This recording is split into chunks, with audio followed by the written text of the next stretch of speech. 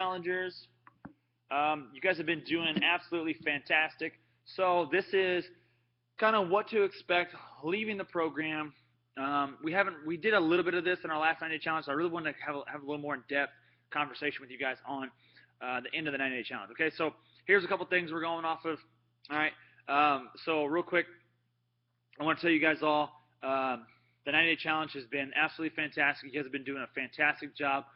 Win or lose, no matter where anybody falls at in this, the things I want everybody to take away from this more than anything is, yeah, we may have started it for the money, and the money still is the driving force probably in this, but I think everybody can probably say that at some point in time they've learned some educational stuff when it comes to nutrition, working out, whatever that may be. So don't forget about the things you've learned, and a lot of you guys have actually really adapted and changed your lifestyle in some sort of fashion. Some of you guys have found that, hey, this end of the spectrum is just way too much. I just can't do all of that, you know. It's not realistic for me to maintain that. You know, a lot of you guys, where you guys are at right now with the tilapia and things like that, that's not something that's maintainable for many people, if anybody, for a long period of time at all, okay? But we do know, and if you have been paying attention, you do know when you switch to these certain foods and these different things that you get these little, quick little spurts of changes in your body. So those are great things to know leaving this, okay? So from the beginning of the 90 days to the end of the 90 days, somewhere in between there, everybody probably has found a spot that they can say, hey, this is doable. I can do this. I can do this for, almost every day. I can eat this and not take away from my family, my friends, things of that nature. So I'm going to add a couple things into kind of wherever this is for you that can then help you progress down the way.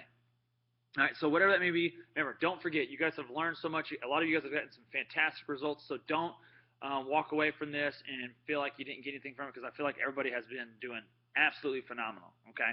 So now, what should we expect after the picture, okay? So after the picture, I think everybody has kind of had a conversation at some point in time with me about, hey, I plan on eating a whole pizza and this and that, and man, we got Thanksgiving coming up. A lot of you guys have that coming up, so for you guys that are taking the pictures beforehand, here's what I will tell you guys all.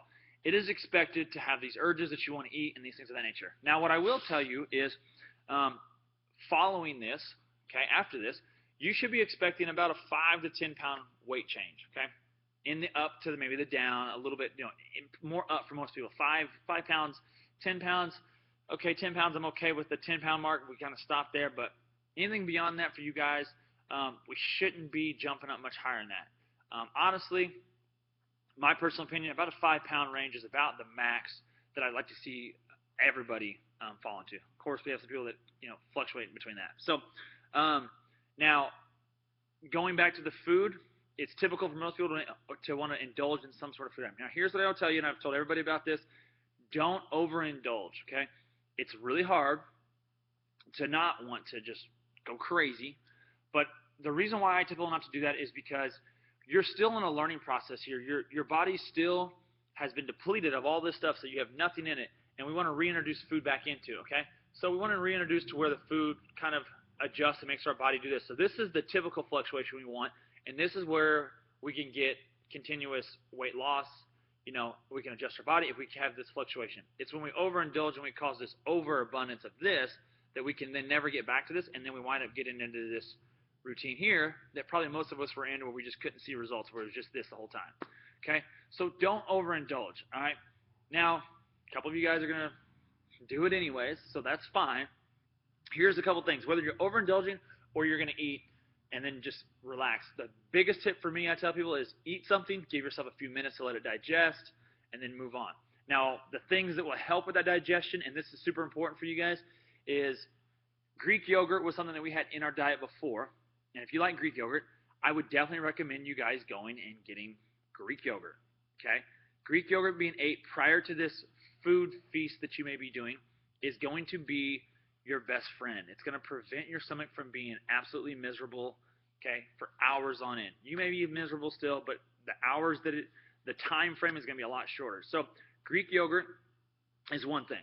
The second thing that I would tell you that is, if you're not going to do Greek yogurt, or you are going to do Greek yogurt, I would tell you to add in apple cider vinegar into your food plan too as well, a little bit when you have this food in. You can buy it in the liquid form. You can put it on salads for you guys that still are going to eat salads and enjoy the salads. Or you can buy it in a pill form. I buy it in a pill form.